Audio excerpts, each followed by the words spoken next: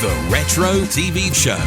Hello there. I want to talk to you about comedy, in particular on the buses. Now, I'm a huge fan of UK comedy, and I collect comedy from the 60s, the 70s and the 80s. Why collect DVDs and Blu-rays of British comedy when they're on TV or streaming services? Well, two reasons. Because there's not a lot of ancient comedy on television these days, despite what you may think. And B, the limited ones they do show, they tend to cut, they edit, or they bleep words out. So if I want to watch a comedy, I want to watch it in the way it was intended to be watched. And yes, it may be politically incorrect these days, but let's face it, I wouldn't expect these shows to be commissioned in 2025. Absolutely not. But they were a part of our TV viewing history. And if I want to watch it, I want to watch it the way it was intended to be watched, which is why I buy DVDs and Blu-rays so I can watch it however I want to watch it. If I buy a box set, I don't watch them all in one go. I watch them as and when I want to. And I really enjoy it that way. And one of the comedies I have been watching recently is On the Buses. I've been revisiting that.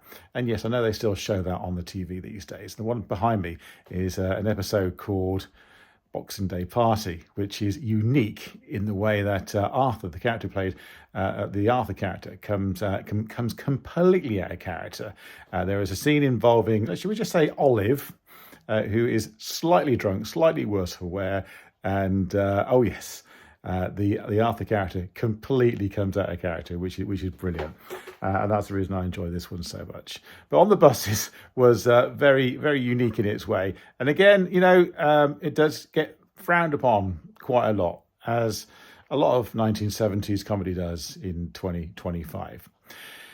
They made 7 series of On the Buses, also 3 feature films. I have those on Blu-ray. And the On the Buses feature films are great. They were huge at the time. In fact, one of them was even bigger than the Bond film of the year, the first On the Buses film. And they were made by Hammer, who were famous for making horror films. Hammer also used to do comedy films. So a lot of these comedy films based on TV shows you got in the 70s, like Man About the House and George and Mildred, and On the Buses, were actually made by Hammer, would you believe? Anyway, something you may or may not know about On the Buses, and that is that there is a spin-off series of On the Buses, written by Ronald Wolfe and Roald Chesney, the 2 original writers from On the Buses, and the comedy is called Don't Drink the Water. Now, Jack and Stan are long gone. They're not in this comedy.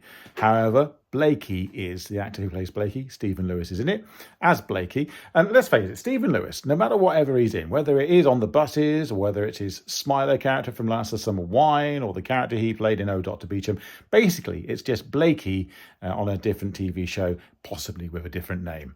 But Don't Drink the Water is Stephen Lewis as Blakey, not living in the UK. Nope, he is no longer working for the Luxon Bus Company. He is now living with his sister Dorothy, played by Pat Coombs, and they live in Spain at a holiday home.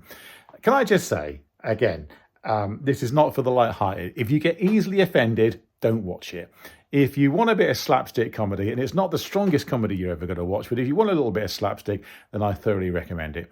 From time to time, it does get shown on Rewind TV. I am a big fan of Rewind TV. They do tend to show a lot of the same stuff, admittedly, but they are showing some little gems, as does Talking Pictures TV as well. But if you get a chance either to watch Don't Drink the Water on Rewind TV, or if you're lucky enough, like me, now to have the DVD, and it took me quite a while to source this DVD of Don't Drink the Water, starring Stephen Lewis and Pat Coombs, then try and watch it. Derek Griffiths, do you remember Derek Griffiths from Play School? He's in it as well, and can I just say, he plays his part brilliantly. Again, it would never get commissioned in 2025, absolutely not. It is politically incorrect.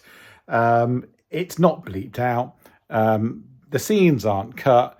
If this was on normal terrestrial TV these days, the episode would probably last about 90 seconds. Can I just leave it at that? But if you want to watch a bit of fun, enjoy it, have a bit of a laugh, it's slapstick, I think it's harmless, then enjoy, like I'm going to enjoy now, Don't Drink the Water. Which reminds me, I need to get myself a cup of tea.